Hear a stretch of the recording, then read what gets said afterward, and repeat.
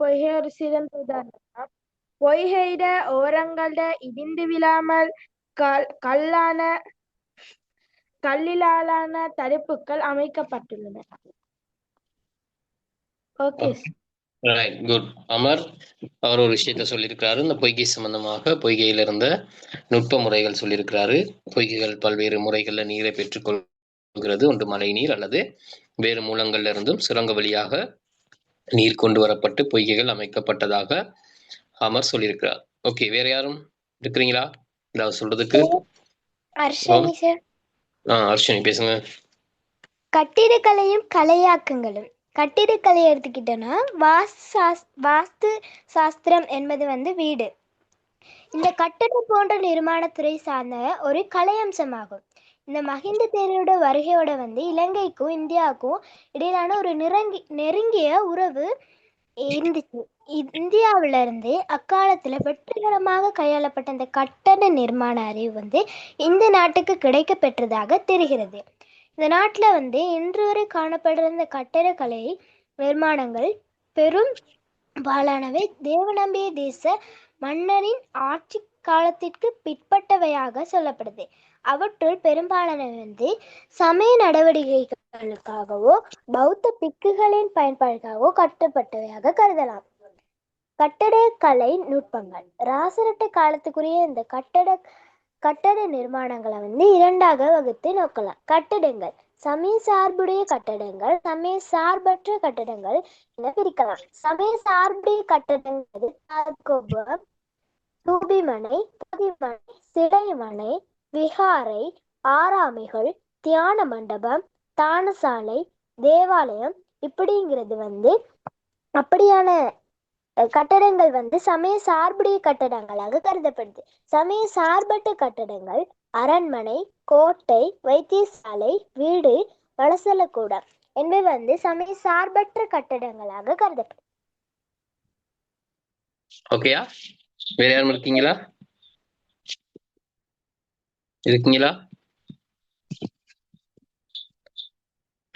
நாங்க அன்றைக்கு கடைசியா படிச்ச விஷயம் இந்த சமயம் சார்ந்த சமயம் சாராத கட்டடங்கள் சம்பந்தமா தான் கடைசியாக நாங்க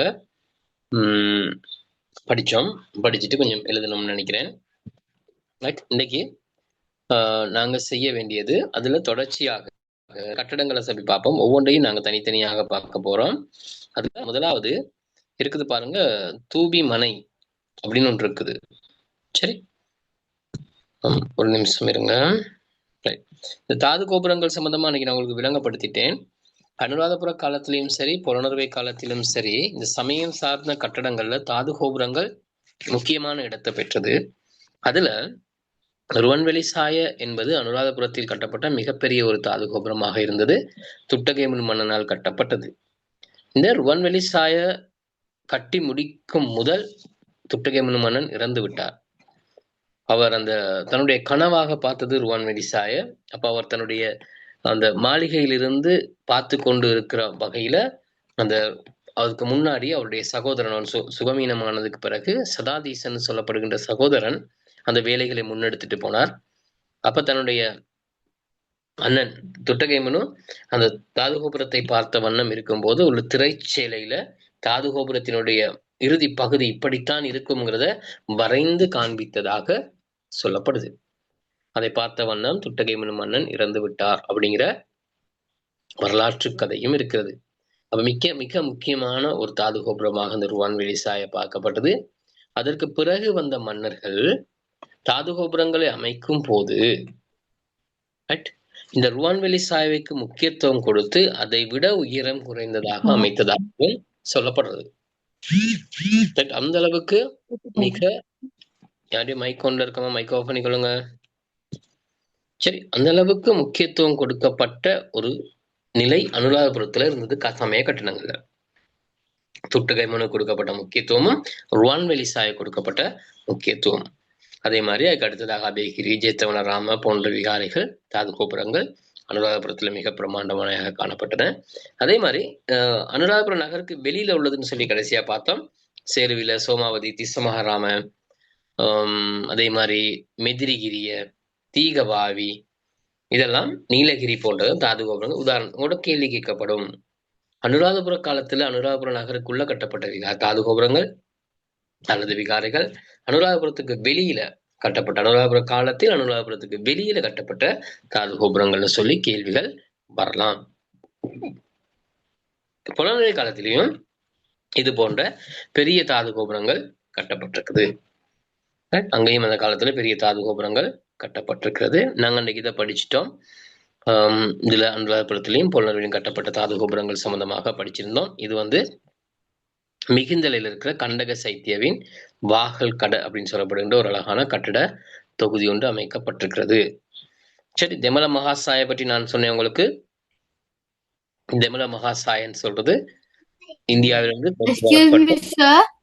ஆமா, சொல்லுங்க. Is this on English? Sorry, this is Tamil medium.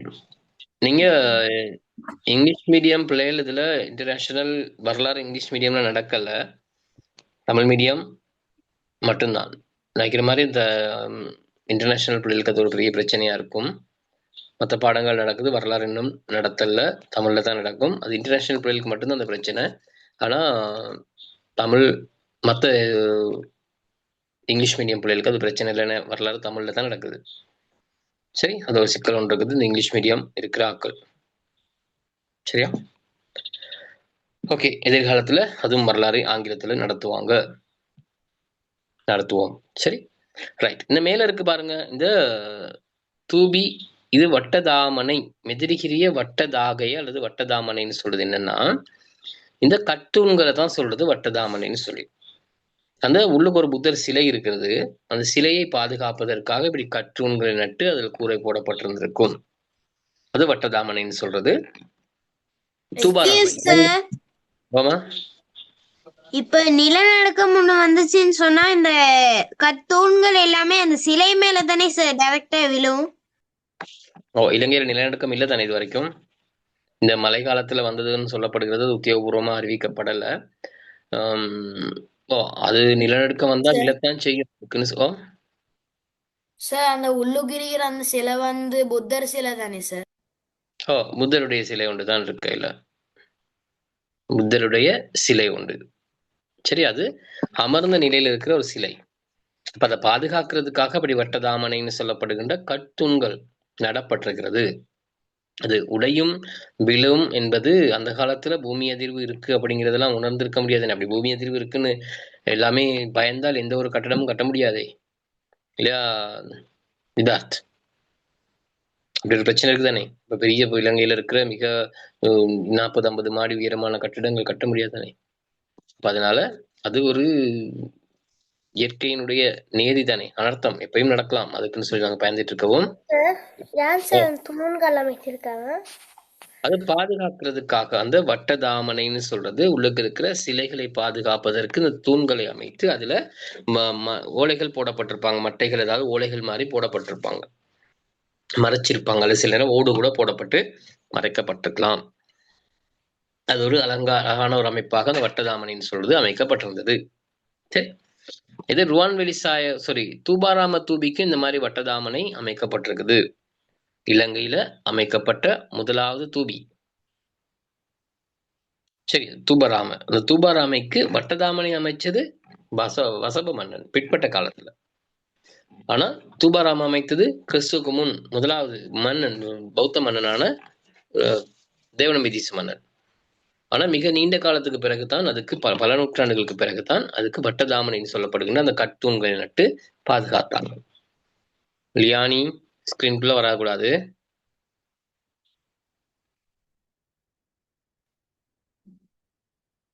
சரி, தூபிமனை அடுத்தது. இந்த அளவில் சிறிய தூபிகளை பாதுகாப்பதற்காக அமைக்கப்பட்ட கட்டிடமே தூபிமனை எனப்படுகிறது. சிறிய தூபிகளை பாதுகாப்பதற்காக அமைக்கப்பட்டதுதான் தூபிமனைன்னு சொல்லப்படுகிறது. தாதுகோபத்தை சுற்றி கற்றூன்களை நட்டு அதன் மீது கம்புகளிலான கோண வடிவிலான கூரையை அமைத்து தூபிமனை கட்டப்பட்டிருந்ததற்கான ஆதாரங்கள் கிடைக்க பெற்றுள்ளன. சிறிய ஒரு தூபி இருக்கும், அந்த தூபியை சுற்றி என்ன செஞ்சிருக்கும், அழகா தூபியை சுற்றி கற்றுங்களை நட்டு அதன் மீது கம்புகளிலான கோண வடிவிலான கூரை அமைத்து தூபிகனை அமைக்கப்பட்டிருக்கும். அது ஏன் அப்படி அமைச்சாங்கன்னா, அந்த தூபி மழையில வெயில்ல நனைந்து காய்ந்து வீணா போகாம இருக்கிறதுக்காகவும், பழுதடையாமல் இருப்பதற்காகவும், அந்த தூபிகளை வழிபட போற மக்கள் மழை காலங்கள்ல நனையாமல் இருப்பதற்காகவும் இந்த தூபி மனைகள் பாதுகாப்புக்காக அழகாக அமைக்கப்பட்டது. சரி, அதுல பாருங்க, கிராசிரட்டை காலத்திற்குரிய கலைத்திறனான தூபிமனை மெதிரிகிரியவில் அமைக்கப்பட்டிருந்தது. இதெல்லாம் மார்க் பண்ணி வச்சுக்கணும் பிள்ளைகள். இதெல்லாம் ஒன்பது ஆன்சர் கேள்வியில கேட்பாங்க. கிராசிரட்டை காலத்துக்குரிய தூபிமனை, சிறந்த தூபிமனை அமைக்கப்பட்டிருந்த இடம்.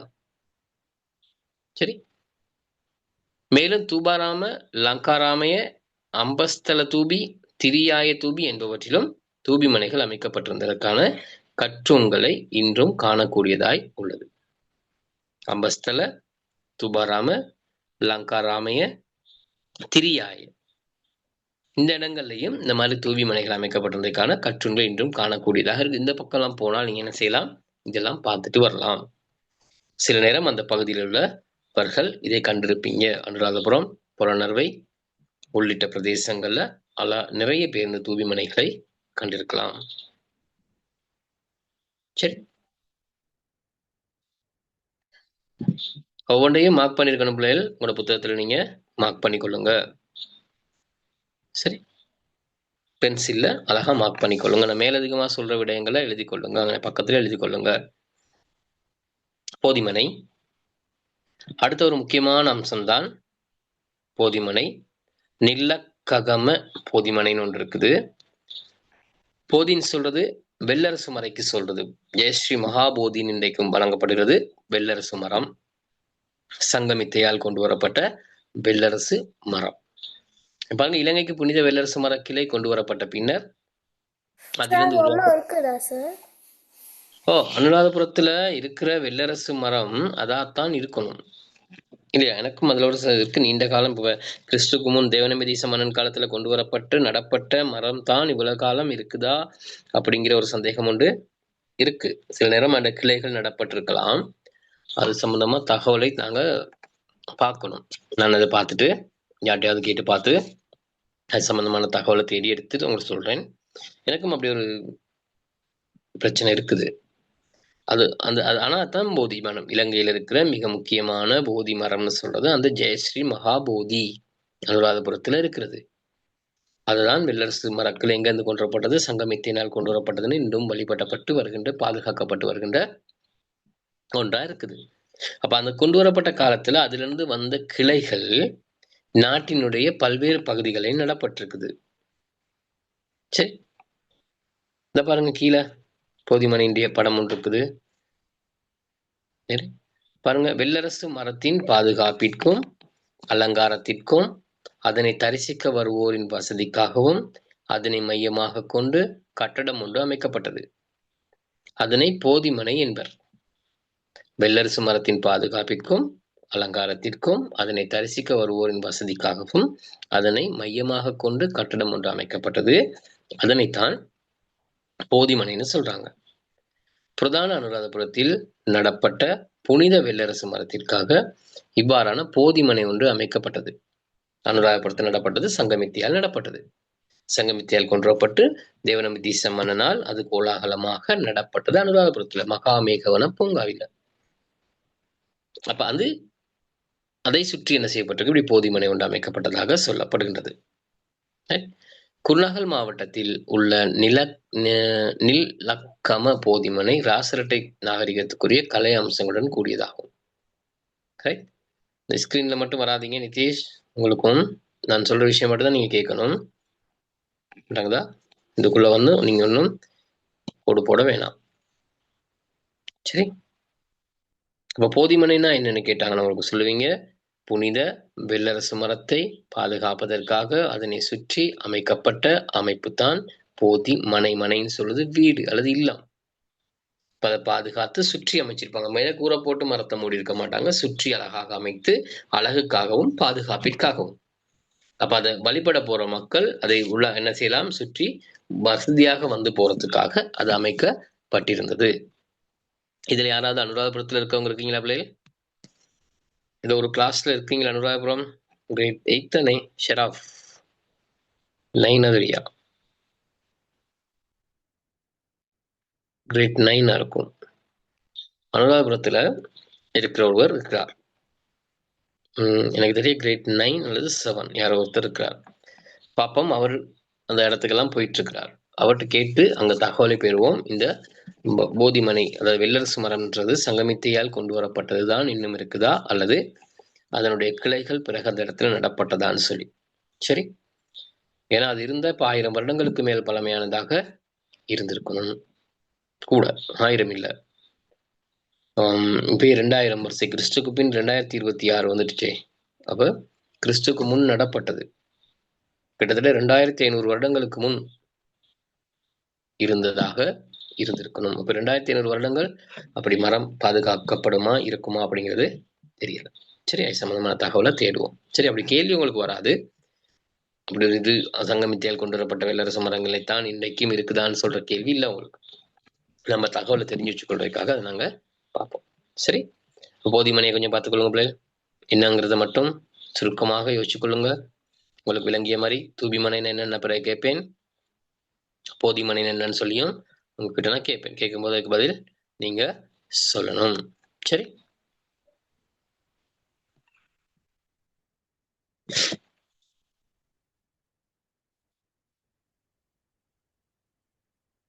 ரைட். சிலை மனை இந்த மேல இருக்கிறது பொலனறுவை தூபாராம சிலை மனை. நீங்க முதல்ல நான் உங்களுக்கு சொன்னது அனுராதபுரத்தில் இருக்கின்ற முதலாவது தூபி, அதுவும் தூபாராமத்தான், இதுவும் தூபாராமத்தான். ஆனா இது சிலை மனை, உள்ளுக்கு புத்தருடைய சிலைகள் காணப்படுகிறது. கருங்கல்லினாலான சிலைகள் இதுள்ளுக்கு இருக்குது. ரைட். இதுல சிறப்பு என்னன்னா, இது புலனர்வையில இருக்குது. இதுக்குள்ளால போயிட்டு பார்க்கலாம். 3 அல்லது 3 சிலைகள் நினைக்கிற மாதிரி 3 சிலை நம்ம உள்ளுக்கு இருக்குது. அந்த சிலையில உடைந்திருக்கு சில சிலைகள், கை இல்லாமல் அப்படியும் இருக்குது. அந்த சிலைகள் வெளிச்சத்தை பார்க்கும்போது அது மின்னுகின்ற தன்மை கொண்டதாக இருக்கும். கருங்கல்லால் செய்யப்பட்ட அழகான சிலைகள். சார், மற்ற சிலையெல்லாம் இப்ப உடைந்து போயிடுச்சா சார்? இல்ல, நிறைய பழுது அடைஞ்சு போச்சு. ஒன்று இந்த நாகரிகங்கள் வீழ்ச்சி அடைஞ்சதுக்கு பிறகு பாதுகாப்பு இல்லாமல் காடுகளாகி பல ஆண்டுகள் இருந்தே தானே, 1000 வருடங்களுக்கு மேல அது காடுகளாக கிடந்தது. அப்ப அவ என்ன செய்தது, அப்படியே உடைஞ்சிட்டு திருப்பி அந்த யுத்தத்துல நிறைய உடைஞ்சு போனது. வெடிப்புக்கள், குண்டு வெடிப்புக்கள், அப்படி பல்வேறு யுத்தம், அதனால உடைந்து போனது. சிலது சூறையாடல். மைக் ஆஃப் பண்ணுங்க சீஃப். சரி, மைக் ஆஃப் பண்ணுவீங்க.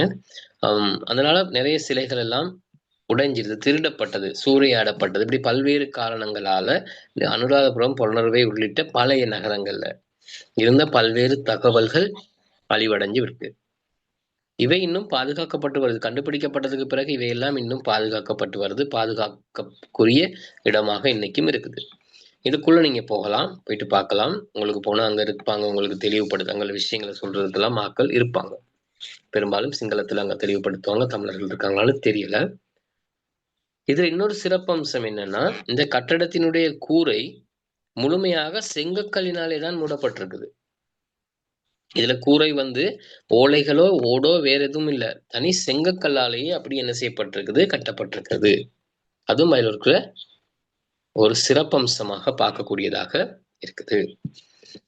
சரி, அடுத்து பாத்தீங்கன்னா சிலை மனை. அது நோட்ஸை பார்ப்போம் நாங்க. இதுல சிலை மனைக்குள்ள பாருங்க, இந்த புத்தரின் சிலையை அமைத்து அதனை மழை, வெயில் என்பவற்றிலிருந்து பாதுகாப்பதற்கும் வழிபட வரும் மக்களின் வசதிக்காகவும் சிலை மனைகள் கட்டப்பட்டன.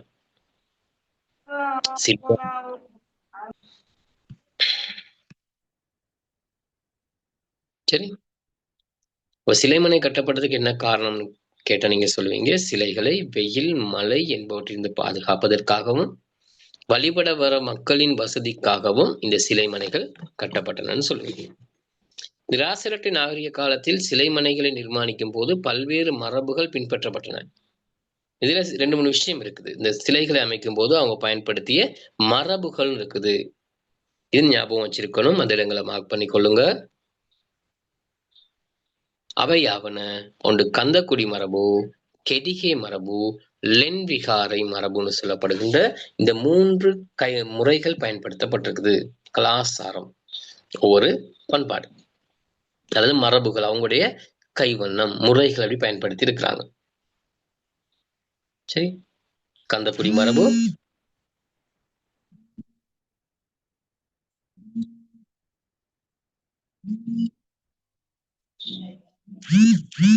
சரி, அப்புறம் ஒன்று கந்தக்குடி மரபு, கெடிகே மரபு, லென்விகாரை மரபு என்பன.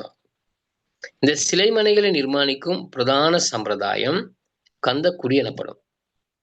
பிரதான காலத்துல செய்யப்பட்ட அந்த மரபு தான் கந்தக்குடி மரபுன்னு சொல்றது. சரி, இதெல்லாம் உங்களுக்கு கேள்வியில வரும். சரி, இந்த கந்தக்குடி மரபில் சிலைமனைகளில் சிலைகள் வைக்கப்பட்ட பகுதி கற்ப கிரகம் எனப்படுவதோடு பொதுமக்கள் பிரதிமைகளை பார்ப்பதற்காக, பிரதிமைன்னு சொல்றது சிலைகள் பார்ப்பதற்காக அமைக்கப்பட்ட பகுதி மண்டபம் எனவும் அழைக்கப்படும். இன்றைக்கு கோவில்கள்ல பாத்தீங்கன்னா அது இருக்கும். கற்ப கிரகம்னு சொல்றது கடவுளுடைய சிலை வைக்கப்பட்ட இடம். அதுக்கு முன்னுக்கு மக்கள் நின்று வழிபடுகின்ற மண்டபம்னு சொல்லப்படுகிறது. கோவில்கள்லையும் இந்த முறை தான் இன்றைக்கு இருக்குது. அந்த காலத்துல வந்த முறை தான் அது. கிரிபத்வெகர, விஜயராம, பங்குலிய, தொழுவில என்பவை இதற்கு உதாரணம். இந்த உதாரணங்கள்லாம் ஞாபகம் இருக்கணும். உங்களோட கேள்வி ஒன்று கேட்கப்படலாம். சிலைமனைக்கான உதாரணங்கள் காணப்படும் இடங்கள் அல்லது சிலைமனைகள் பிரதான காலத்துல சிலைமனைகள் காணப்படும் இடங்கள் 3 குறிப்பிடுக. ரைட், அப்ப இதுக்கு உதாரணம் அல்ல சில நேரம் கந்தக்குடி மரபிலான சிலைமனைகள் காணப்படும் இடங்கள்னு கேட்கிற நேரம் நீங்க இந்த இடங்களை சொல்லணும். கிரிபத்வெகர, விஜயராம, பங்குலிய, தொழுவில. இங்க இருக்கிற இந்த விகாரைகள் அந்த அமைப்பை கொண்டவையாக காணப்படுகின்றன. கந்தக்குடி மரபின் முன்னேற்றகரமான ஒன்றாக கெடிகே சிலைமனையை குறிப்பிடலாம்.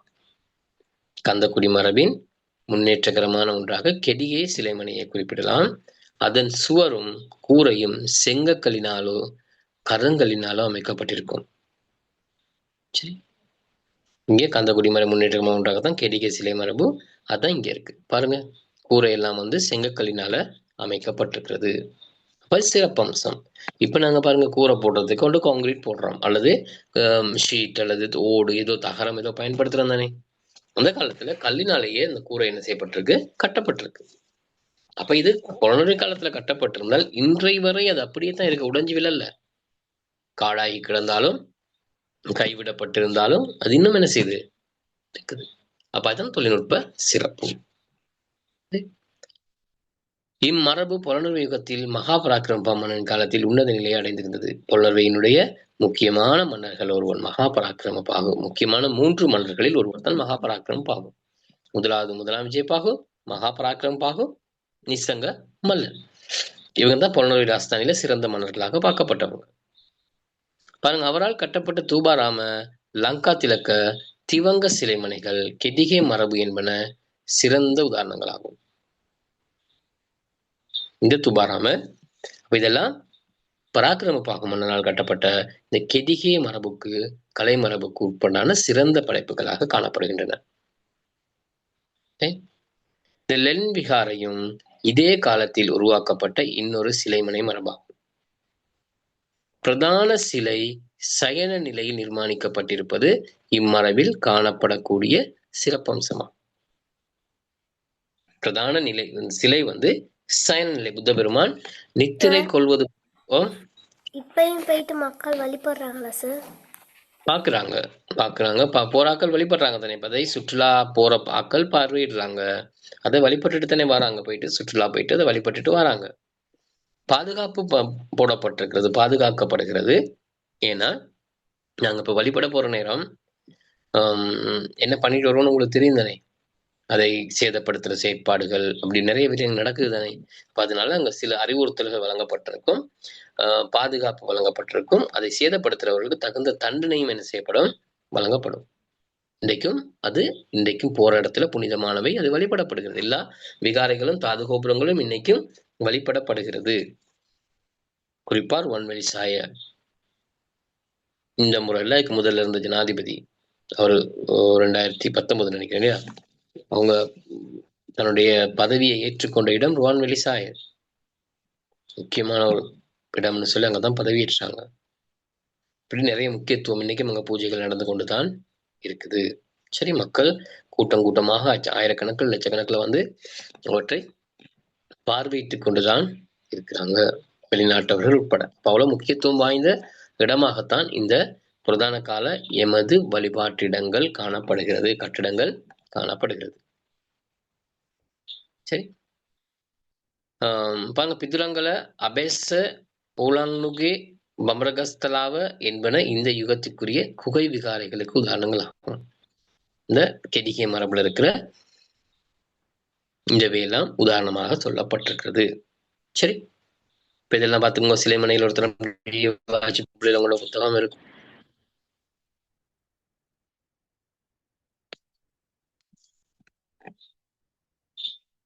சரி, வாட்சி பார்த்துக்கொள்ளுங்க.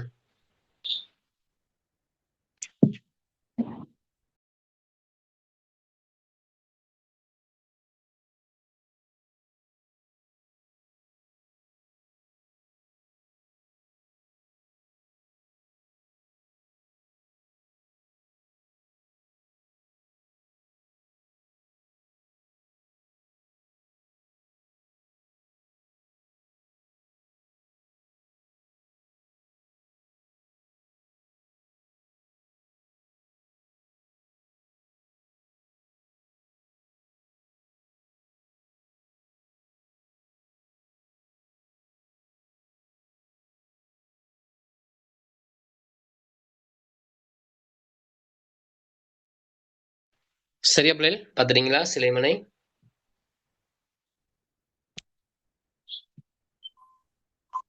ஓகேயா? Okay sir. ஏதாவது சந்தேகம் இருக்குதா? லென்விகாரை மரபு, கெடிகே மரபு, கந்தக்குடி மரபு, 3 கலை மரபுகள் காணப்படுது. உங்கள்கிட்ட ஒரு கேள்வி கேட்குறாங்கன்னா, பிரதான கால இலங்கையில கட்டடக்கலையில காணப்பட்ட மரபுகள் 3ஐ குறிப்பிடுக அப்படின்னு கேட்டால் நீங்க சொல்லுவீங்க கந்தக்குடி மரபு, கெடிகே மரபு, லென்விகாரை மரபு சொல்லுவீங்க. அதுக்கு உதாரணம்னு சொல்லுவீங்க. உதாரணம் கேட்டால் அது உங்களுக்கு நல்ல ஞாபகமாக இருக்கணும். இது கந்தக்குடி மரபு, இது லென்விகாரை மரபு, இது கடிகை மரபு அப்படிங்கிறது உங்களுக்கு ஞாபகத்துல இருக்கிற மாதிரி அதை வாசிச்சு வச்சுக்கொள்ளணும். அதான் உங்களுக்கு நான் வாசிக்கிறதுக்கு 1 நிமிஷம் டைம் கொடுத்தது. அடுத்தது சமயம் சார்ந்த கட்டடத்துக்குள்ள விகாரை ஆறாமை அப்படிங்கிற ஒரு விஷயம் இருக்குது. ஆரம்ப காலகட்டத்துல இயற்கையான குகைகள் பிக்குமாரின் பாவனைக்கு எடுக்கப்பட்டன. பாடுகளை சுத்தம் செய்து அந்த குகைகள் தான் பிக்குமாருக்கு என்ன செய்யப்பட்டது? தானம் வழங்கப்பட்டது. கட்பீலிகளை அமைத்து பொருத்தமான முறையில் உருவாக்கி கொள்ளப்பட்ட பிரதான குகைகளை பல இடங்களிலும் காணக்கூடியதாக உள்ளது. கட்பீலிகளை அமைத்து பொருத்தமான முறையில உருவாக்கி கொள்ளப்பட்ட பிரதான குகைகளை பல இடங்கள்லையும் காணக்கூடியதாக இருக்குதான். அதுக்கான உதாரணம் இருக்குது. பிரதான காலத்துல காணப்பட்ட குகைகள் மிகிந்தல, பெசகிரி, ரிட்டிகல, ரஜகல என்பவை அவற்றுக்கு மிகவும் பொருத்தமான உதாரணங்களாகும். சரி, மிகிந்தல, வெசகிரி, ரிட்டிகல, ரஜகல இதெல்லாம் அதுக்கு மிகவும் பொருத்தமான உதாரணங்களா சொல்லப்படுது. பீலிக்கு கீழே குகையின் முன்புறமாக சுவர் கட்டி மரப்பலகையினால் கதவு ஜன்னல் இட்டு அக்குகைகள் மிகவும் முறையாக உருவாக்கப்பட்டிருந்தன. ஒரு குகையை பிக்கு தானமா கொடுக்கும் போது இப்ப மாதிரி இல்ல. அந்த காலத்துல பிக்குமார் தியானம் மிக நீண்ட நேரம் தியானத்துல இருந்தாங்க. சமயத்தை போதிக்கிற விடயங்கள்ல மிக முக்கியமான பங்கு எடுத்துட்டு இருந்தாங்க. அவங்களுடைய பிரதானமான பணி அதுதான், தங்களோட பௌத்த சமயத்தை போதிப்பது. யாருக்கு போதிக்க போறாங்க? நாட்டுல இருக்கிற அரசன் உட்பட மக்களுக்கு போதித்து அதனூடாக மக்களையும் அரசனையும் நல்வழிப்படுத்தி ஆன்மீக வழிப்படுத்தி நாட்டுல ஒரு அமைதியான சூழலை உருவாக்குவதுதான் இந்த பிக்குமாருடைய வேலை. அரசராக வரப்போறவருக்கும் அரச குடும்பத்தை சார்ந்தவர்களுக்கும் தேவையான கல்வியை வழங்குறது இவங்கத்தான். அரசனுக்கு ஆலோசனை சொல்பவர்களும் இந்த பிக்குமார்கள் தான். நல்ல விடயங்களை அரசனுக்கு ஆலோசனை செய்யறாங்க. முக்கியமான நிலையில இருந்தவங்க தான் இந்த பிக்குமார். அப்ப ஆரம்ப காலத்துல அந்த பிக்குமார் அதிகமாக இருக்கிற நேரம் அவங்களுக்கு என்ன செஞ்சாங்கன்னு சொன்னா கற்குகைகளை தானம் செய்து கொடுத்தாங்க.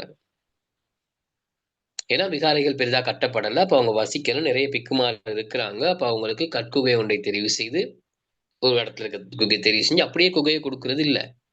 அந்த குகையை துப்புரவு செய்து சுவர் எழுப்பி, ஒரு பக்கம் கல்லா இருந்தா அடுத்த பக்கம் எல்லாம் சுவர் எழுப்பி ஜன்னல் நிலை வைத்து உள்ளுக்கு காட்டு விலங்குகள் போகாம இருக்கணுமே.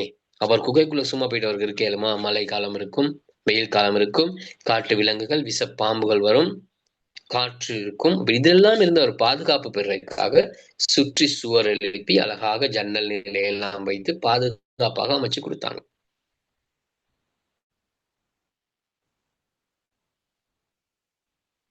சார் உங்களோட வீடியோ ஸ்டக் ஆயிட்டு சார். இந்த குகைகள் 1600க்கும் மேற்பட்ட குகைகள் காணப்படுகிறதாக சொல்லப்படுகிறது. கண்டுபிடிக்கப்பட்ட சார் நீங்க குகைகள் பேசுறது ஸ்டக் ஆகுது சார். சார் ட்ரெக் ஆயிட்டு தான் சார் கேக்குது. நான் வீடியோ ஓபன் பண்ணிட்டேன். கவரேஜ் பிரச்சனை போல. ஓகேயா? No sir. கேக்குதா? ஆமாம் சார். ஸ்டக் ஆகுது. ஸ்டக் ஆயிட்டா சார் கேக்குது.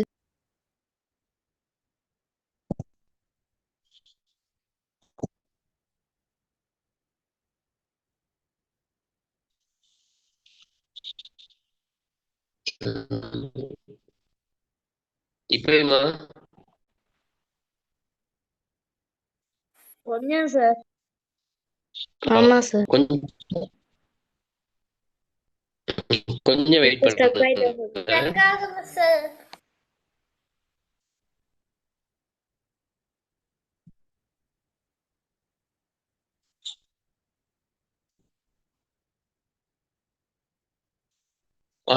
சரியா வரும், சரியா வரும். கொஞ்சம் வெயிட் பண்ணுங்க. வந்து போகும். கொஞ்சம் கவரேஜ் ஆகும்.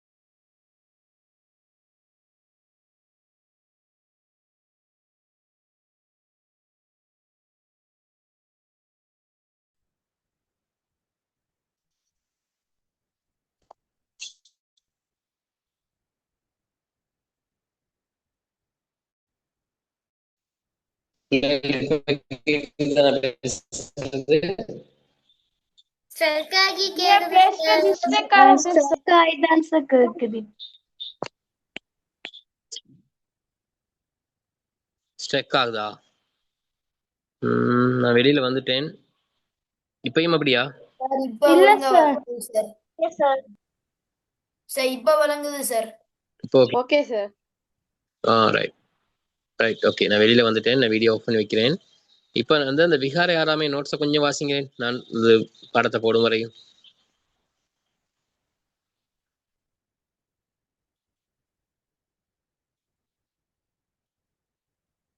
சில நாளைக்கு அந்த பிரச்சனை இருக்கும்ல. புக் இல்லையா? No, sir. புக் இருக்கணுமே. புக் புக் ஏன் நிறைய பேருக்கு இல்லாம இருக்குது? ஒரு சிலருக்கு புக் இல்ல தான் நான் புக்கை போட்டு விளங்கப்படுத்திட்டு இருக்கிறேன். சரி, நாங்க பார்த்துருவோம். சரி, விகாரை ஆறாமைகள். நம்ம வீடியோ ஆன் பண்ணல. வீடியோ ஆன் பண்ணா உள்ள கவரேஜும் போயிடும்.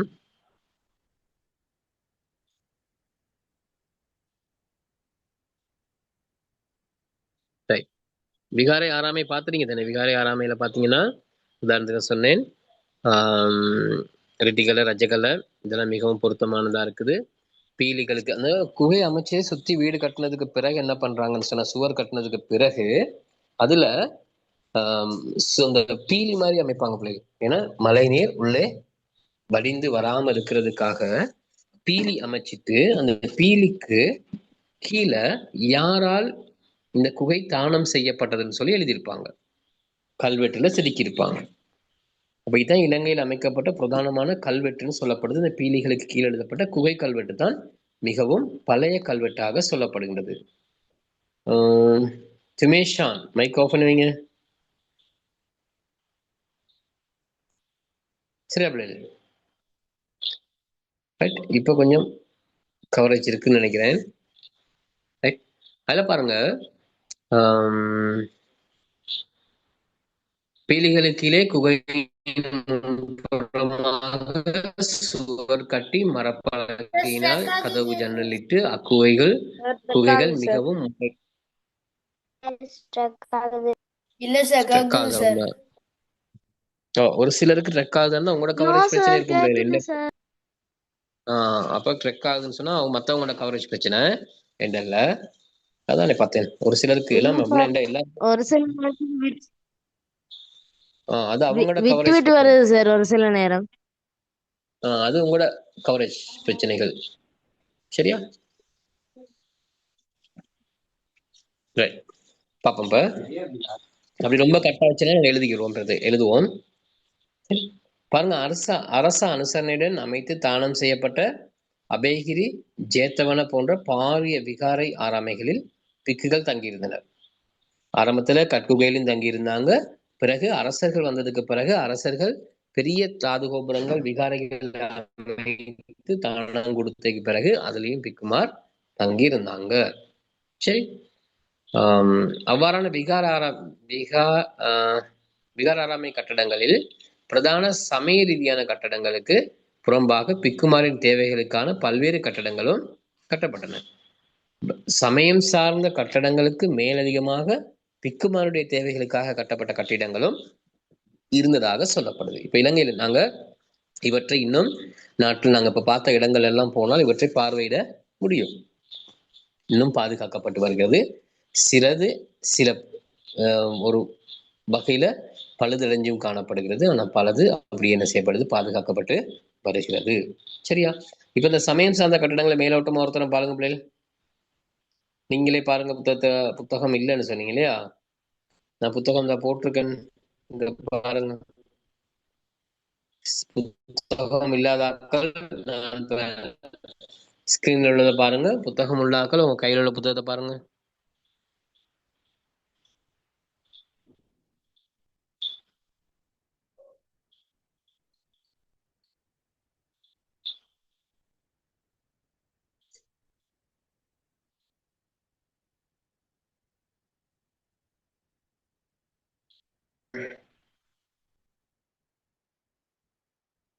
அட்டவணையில் பார்த்து கொள்ளுங்க.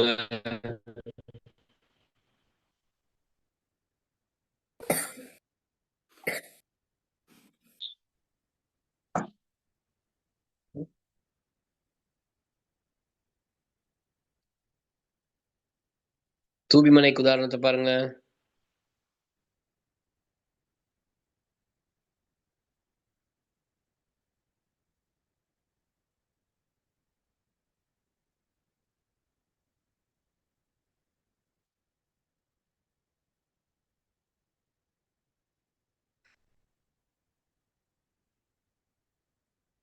தூபிமனைக்கு உதாரணம் பார்த்துறீங்களா?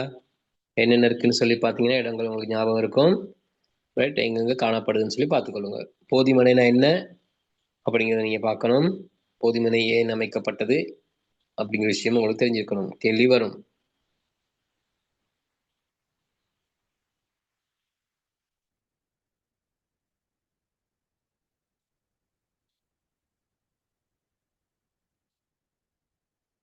சரி, ரைட். போதிமனைக்கு உதாரணம் சரி. அடுத்தது சிலைமனை.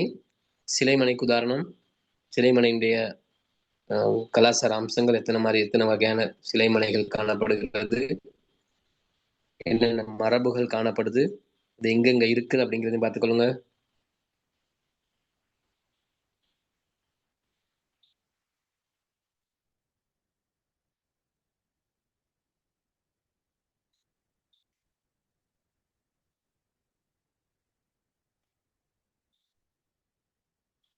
நான் இப்ப பேர் சொல்லி ஒவ்வொருத்தரையும் கேட்பேன். ஒரு சிலர் எல்லாத்தையும் கேட்க முடியாட்டியும் ஒரு சிலர்கிட்ட கேட்பேன். என்ன விளங்கப்படுத்த சொல்லி ரெடி ஆகணும்.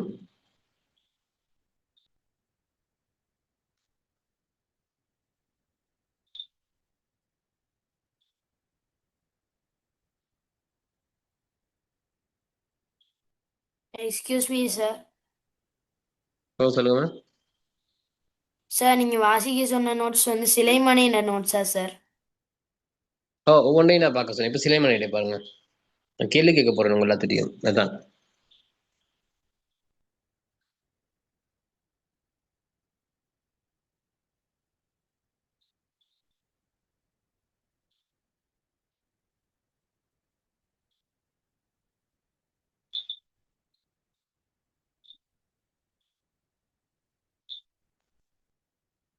சரி. விகாரை ஆறாமை. சமயம் சார்ந்த கட்டடங்கள்ல இன்னொன்று நாங்க படிக்கிறதுக்கு கோவில்கள் படிக்க இருக்குது. இந்த இந்து சமயம் சார்ந்த கோவில்கள், அதாவது ஆலயங்கள் கட்டப்பட்டது புலனறுவை காலத்துல. ஏன்னா அனுராதபுர காலத்துல பண்டுகாபையன் முதலாவது மன்னனாக இருக்கிற காலம் சொத்திசாலா சிவிகாசாலா அப்படிங்கிற பேர்ல சொத்திசாலை சிவிகாசாலை அப்படிங்கிற 2 கட்டிடங்கள் கட்டப்பட்டதாகவும், அதுல சிவிகாசாலை என்பது சிவலிங்கம் வைத்து வழிபடுகின்ற இடம்னு சொல்லியும், சொத்திசாலான்னு சொல்றது அந்த சிவலிங்கத்தை வழிபட வருபவர்கள் தங்கியிருக்கின்ற இடம், பிராமணர்கள் அதாவது பூசகர்கள் தங்கியிருக்க இடம்னு சொல்லியும் சொல்லப்பட்டது. இப்படி பல்வேறு கருத்துக்கள் அந்த காலத்துல இருந்தது. இருந்தாலும் புலனறுவை காலத்துல சிவாலயங்கள் அமைக்கப்பட்டது. ஏன் புலனறுவை காலத்துல சிவாலயங்கள் அமைக்கப்பட்டதுன்னு சொன்னா, புலனறுவையை சோழர்கள் ஆட்சி செஞ்சாங்க. அனுராதபுரத்தை சோழர்கள் கைப்பற்றி,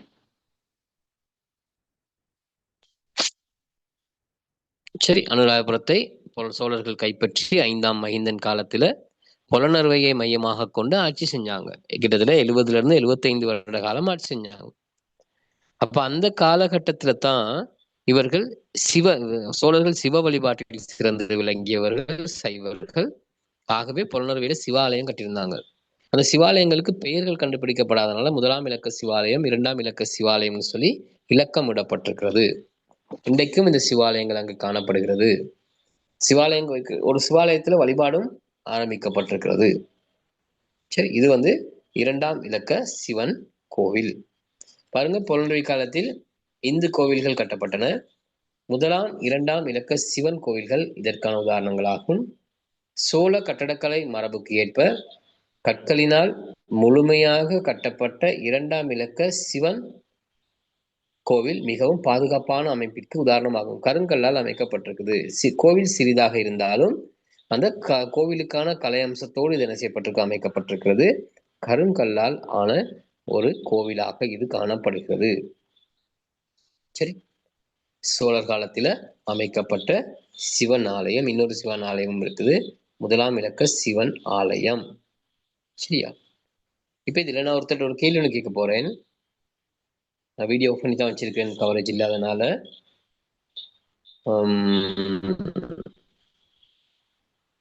பவி,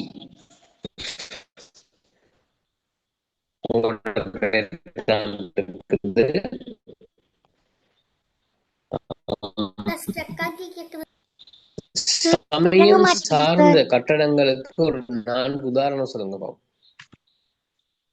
சமயம் சார்ந்த கட்டிடங்கள் 4. குயிக்கா மைக் ஆன் பண்ணி சொல்லணும்.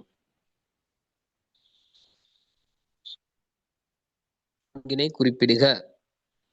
பவி பேர் இருக்கு, பவின்னு இருக்கு, அவங்களோட பேர் கேட்குறேன். இப்ப கேக்குதா? கேக்குதா?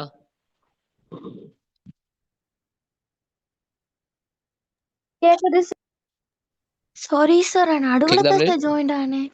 சொல்லுங்களேன். அப்படியா, ஓகே. சாகித்யா நான் கேட்டேன் யாருக்கிட்ட? அமர் சொல்லுங்க. நான் பவி கிட்ட கேட்டேன், பவி கிட்ட பதில் இல்ல. அமர் சொல்லுங்க.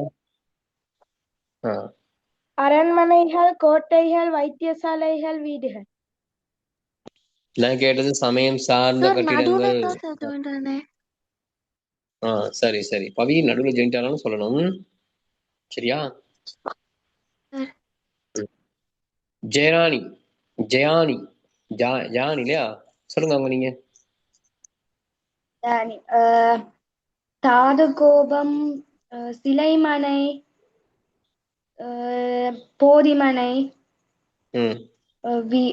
விகாரை, காணசாலை. சரி அமர், நீங்க மறந்துட்டீங்க.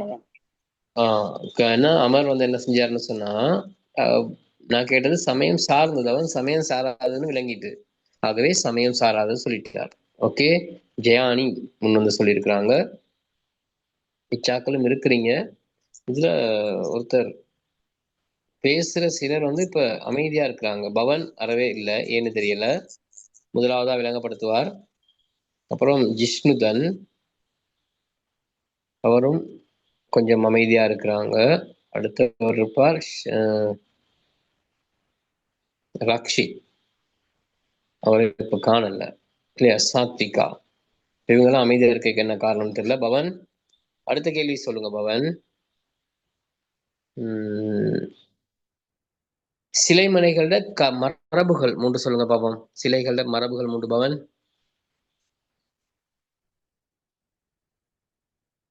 சார் சொல்லுங்க பவன். சிலை மரபுகள் அமைக்கிற மரபுகள் 3. சிலைமனை.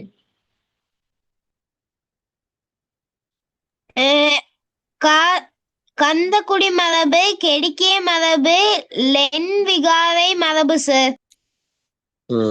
Right, okay. சரி, இப்படித்தான் உங்களுக்கு கேள்விகள் வரும். அனுராதபுரத்துக்கு வெளியில் அல்லது ராசர் அனுராதபுரத்துக்கு வெளியில அமைக்கப்பட்ட தாது கோபுரங்களுக்கு உதாரணம் சொல்லுங்க பார்ப்போம். எனக்கு யார்கிட்ட கேட்போம்? அனுராதபுரத்துக்கு வெளியில் அமைக்கப்பட்ட தாது கோபுரங்களுக்கு உதாரணம் லஸ்ரா, லாஃபி, நீங்க சொல்லுங்க. அனுராதபுரத்துக்கு வெளியில் அமைக்கப்பட்ட தாது கோபுரங்களுக்கு உதாரணம்.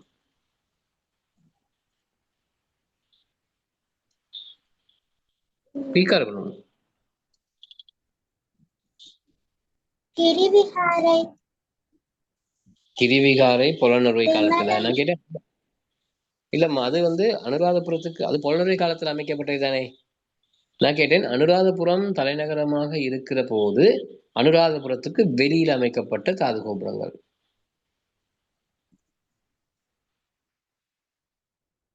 சாத்விகா சொல்லுங்க. சார் சேருவில, தீகவாபி, நீலகிரி, சோமாவதி. சரி, ஓகே. தூபாராம் சார். தூபாராமம் வந்து அனுராதபுரத்தில் உள்ளது. இந்த தூபாராம சிலைமனைகள் வந்துமா, அது நான் கேட்ட கேள்வி நல்லா விளங்கிக் கொள்ளணும். அனுராதபுர காலத்தில் அனுராதபுரத்துக்கு வெளியில கட்டப்பட்ட கட்டடங்கள். நீங்க சொல்ற இதெல்லாம் இப்ப நீங்க சொன்னது சிலைமனை எல்லாம் சொல்றீங்க தானே, கிரிவிகாரை, தெமல மகாசாய், அதெல்லாம் புலனறுவை காலத்தில் அமைக்கப்பட்டது. அனுராதபுர ராசதானி வீழ்ச்சி அடைந்து புலனறுவை தலைநகரமாக வந்ததுக்கு பிறகு அமைக்கப்பட்டது அது, சரியா? இப்ப நான் கேட்ட கேள்வி, அனுராதபுரம் தலைநகரமாக இருக்கும் போதே அனுராதபுரத்துக்கு வெளியிலையும் மன்னர்கள் விகாரைகளை கட்டினாங்க. அதுதான் கேள்வி. அதை நல்லா விளங்கிக்கிட்டு நீங்க பதில் சொல்லணும், சரியா? ரைட், எப்படியோ உங்களுக்கு விடை சொல்ல தெரிகிறது. ரைட், எல்லாத்தையும் கேட்கறதுக்கு நேரம் போதல்ல பிள்ளைகள். அதனால ஒரு சிலரை மட்டும் நான் கேட்டேன். எழுமாறாக சமயம் சார்பற்ற கட்டடங்கள் கொஞ்சம் பார்த்துக்கொள்வோம். இந்த கொஞ்ச நேரம் நமக்கு டைம் இருக்குது, கட்டாயிரும் முடியும் டைம். இந்த நோம்புனால காலம் குறைவாக தானே இருக்குது. இந்த சமயம் சார்பற்ற கட்டடங்கள்ல ராசரட்டை நாகரிக காலத்தில் அரச குலத்தவர்கள், பிரபுக்கள், குடிமக்களின் தேவைகளுக்காகவும் கட்டடங்கள் கட்டப்பட்டன. ராசரட்டை நாகரிக காலத்துல அரச குலத்தவர்கள், பிரபுக்கள், குடிமக்களின் தேவைகளுக்காகவும் கட்டடங்கள் கட்டப்பட்டன. அவற்றுள் அரண்மனைகள், கோட்டைகள், வைத்தியசாலைகள், வீடுகள், மலசல கூடங்கள் என்பன உள்ளடங்கும். சரியா? அரச குலத்தவர்கள், பிரபுக்கள், குடிமக்களின் தேவைகளுக்காகவும் கட்டடங்கள் கட்டப்பட்டிருக்குது. அதுல குறிப்பாக இந்த அரண்மனை, கோட்டை, வைத்தியசாலை, வீடுகள், மலசல கூடங்கள். ஏன் அதுல மலசல கூடத்தை சேர்த்திருக்காங்கன்னு நீங்க யோசிக்க கூடாது. மலசல கூடங்கள் பிரதான காலத்துல பல்வேறு கலை அம்சங்களோடு முக்கியமான விஷயங்களாக அமைக்கப்பட்டிருந்தது. முக்கியமான ஒன்றாக அதுவும் மனித வாழ்வில இன்னைக்கு முக்கியம்தான். ஆனா அந்த அளவுக்கு முக்கியத்துவம் கொடுக்கப்பட்டது எப்படின்னு சொல்லி நாங்க பார்ப்போம். ஒவ்வொன்றா நாங்க பார்க்க போறோம். அதுல முதலாவது அரண்மனைகள். இலங்கையை பொறுத்த வரையில, இலங்கையினுடைய பிரதான ஆட்சி காலத்தை பொறுத்த வரையில அரசர்கள் சுகபோக வாழ்க்கை வாழல. இதனால ஞாபகம் வச்சுக்கொள்ளணும். பெரிய மாளிகைகள்ல அவங்க வாழவும் இல்லை, சாதாரணமான மாளிகைகள்ல தான், அரச மாளிகையில தான் இருந்தாங்க. ஆனா அவங்க எதுக்கு முக்கியத்துவம் கொடுத்தாங்கன்னா பௌத்த சமயத்துக்கும் சமயம் சார்ந்த கட்டடங்களுக்கும் தான் அதிக முக்கியத்துவம் கொடுத்து பிரம்மாண்டமான கட்டிடங்களை கட்டினாங்க. அதனால நீங்க ஞாபகம் வச்சுக்கணும். சரி, பாருங்க, அனுராதபுரத்தில் அரசர்களிடம் உயர் பிரபுக்களிடம் வசிப்பிடங்கள் உள்நகரத்திலேயே காணப்பட்டன. அதாவது தலைநகரத்துல தான் அவங்களோட கட்டடங்கள் காணப்பட, அரசனுடையதும் பிரபுக்களுடைய கட்டடங்களும் காணப்பட்டது. அனுராதபுர கால விசேடமான அரண்மனை தொகுதி ஒன்றாக சிகிரியாவை குறிப்பிடலாம். முதலாம் காசியப்ப மன்னனால் இந்த சிகிரியா அமைக்கப்பட்டது. சிகிரியாவுக்கு எத்தனை பேர் போய் பார்த்துருக்கிறீங்க, பார்வையிட்டு இருக்கிறீங்க? யாராவது போயிருக்கீங்களா? சிகிரியா மிகவும் அழகான ஒரு இடம். முடிந்தால் பிள்ளைகள் குடும்பத்தோட சரி சிகிரியாவை போயிட்டு ஒரு நேரம் பாருங்க. சிகிரியா, அனுராதபுரம், புறநறுவை உள்ளிட்ட பிரதேசங்களை நீங்க பாருங்க. பார்க்க வேண்டிய நிறைய விஷயங்கள். எமது நாட்டினுடைய பிரதான கால ஆட்சியாளர்கள் எந்த அளவுக்கு நாட்டுல கட்டடங்கள் கட்டியிருக்காங்க, எமது மூதாதையர்களுடைய தொழில்நுட்பம், கலைத்திறன், இப்படிப்பா நிறைய விஷயம், பிரமாண்டமான நிறைய விடயங்கள் நீங்க என்ன செய்யலாம், அங்கு பார்வையிடலாம். இது நாங்க ஒரு சிறிய நாட்டுக்குள்ள இருந்துட்டு நாங்க இதை பார்வையிடாமல் இருக்கக்கூடாது. எப்படியாவது போயிட்டு பாருங்க. பாடசாலை சுற்றுலாக்கள்ல கூட்டிட்டு போவாங்க, அப்படியாவது போயிட்டு நீங்க இதெல்லாம் பார்வையிடணும். சரி, ரைட். அனுராதபுர கால விசேடமான அரண்மனை தொகுதி ஒன்றாக சிகிரியாவை குறிப்பிடலாம். சாகித்யா, ஸ்கிரீன்குள்ளே வாரீங்க. கோடு போடுற வேலை வைக்கக்கூடாதுன்னு சொல்லியிருக்கேன் உங்களுக்கு. சரி, பாருங்க. காசியப்ப மன்னனால் உருவாக்கப்பட்ட இம்மாளிகை தொகுதி குன்றொன்றை அடிப்படையாக வைத்து அமைக்கப்பட்டதோடு நீர்பூங்கா, மாடி பூங்கா, நீரகலி, பாதுகாப்பு மதில் என்பவற்றுடன் அலங்காரமாக உருவாக்கப்பட்டிருக்கு. அழகு, அங்க போய் பார்த்தா தெரியும், ரசிக்க கண்ணை கவருகிற நிறைய விஷயங்கள் இப்ப இருக்குது. அப்ப சிகிரியா அமைக்கப்பட்ட காலத்துல எவ்வளவு அழகா இருந்திருக்கும். இப்பயே அது ரசிக்கிறதுக்கான நிறைய விஷயங்கள் இருக்கும்போது சிகிரியா செயற்பாடு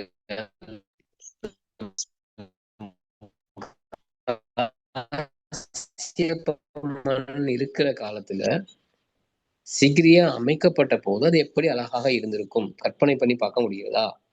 இந்த சிகிரியா ஒரு நகரம். சரி, அது நிறைய இருக்கு பாருங்க. நீர் பூங்கா இருக்குது. நீர் பூங்கான்னு சொல்றது நிறைய தடாகங்கள் இருக்குது. நீர் விசிறும் மேல் நோக்கி கூடிய மழை காலத்தில்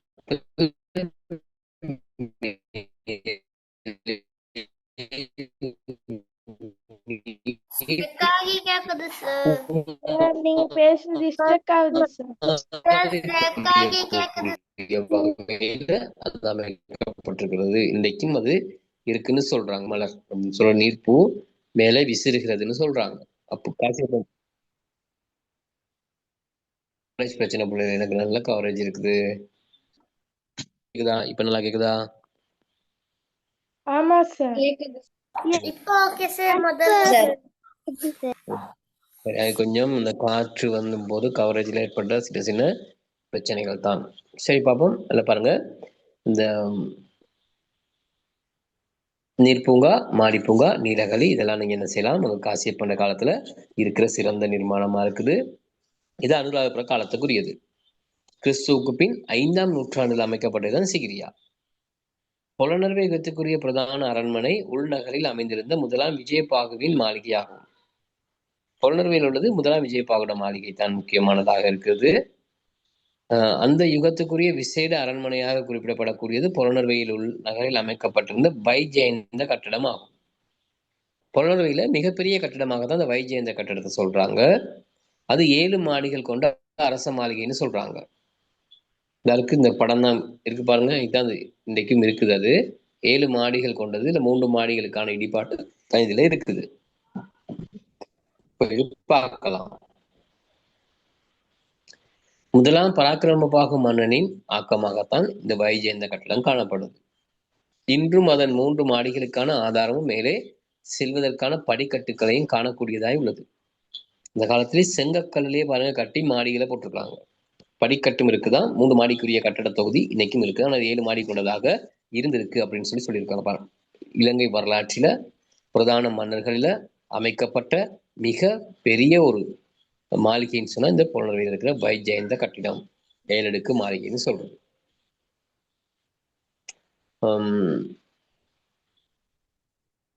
இம்மாளிகையின் அமைப்பை ஒத்ததாக உருவாக்கப்பட்ட சிறிய மாளிகை ஒன்றின் சிதைவுகளை பண்டுவஸ் நுவரையிலும் காணக்கூடியதாக உள்ளது.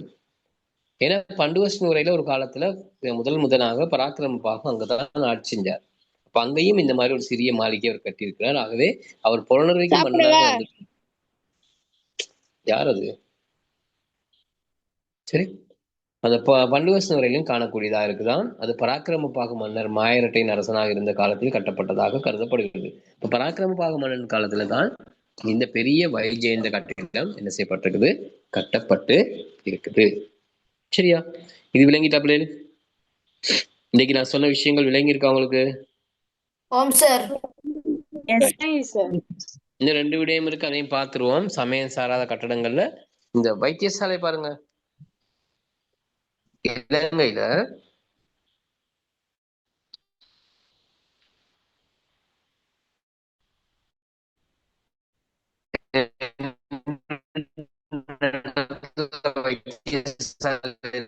சொல்லி பார்த்துக் கொள்ளுங்க.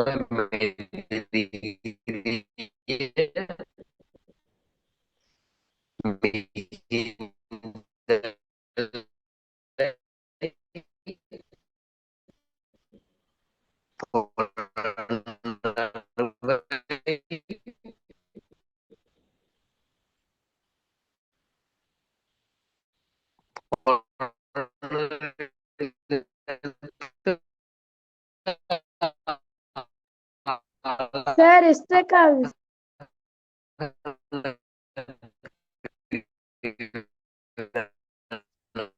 சார் வாய்ஸ் கிளியர் இல்ல.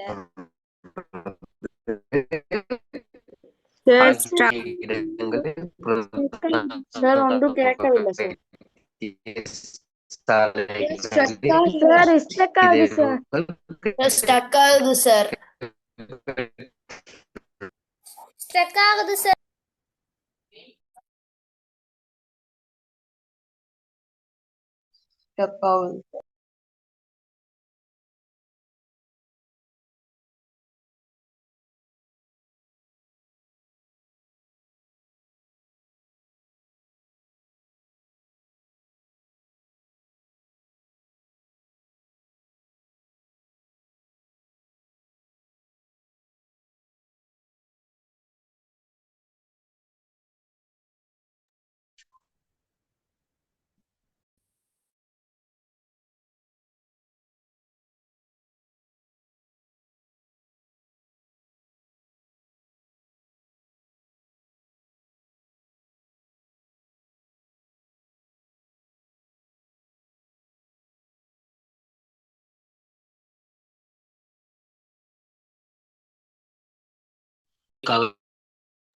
நம்மளோட நேரமும் முடியுது. இப்ப நாங்க கிளாஸ முடிப்போம். அடுத்த கிழமை வர்ற நேரம் இந்த விடயங்களை தெளிவுபடுத்துறதுக்கு விளங்கப்படுத்துறதுக்கு ரெடியா வாங்க. புத்தகம் பார்த்து வாசிக்காம நேரடியா விளங்கப்படுத்துறதுக்கு ரெடியா வாங்க. சரியா? இப்போ நீங்க லெஃப்ட் ஆகுங்க. Right. Good Bye, night. sir. Okay sir, bye sir, thank you sir, good bye sir, Good night, sir, okay sir, thank you sir, good night sir. நன்றி sir. Good night. Good night.